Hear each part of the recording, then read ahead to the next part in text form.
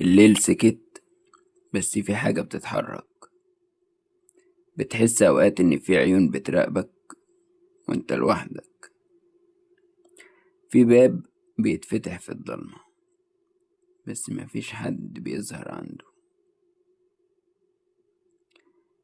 باب الجحيم مش مجرد قناة رعب، دي لعنة بتدخلها برجليك وانت بتضحك، وتخرج منها وانت مش متأكد انك لسه عايش. قصص حقيقية، تسجيلات غريبة، مشاهد محدش عارف مصدرها. كل حاجة على القناة دي اتقال عنها انها مش طبيعية. محدش خرج من باب الجحيم زي ما دخل، وهتعرف ليه لما تشترك.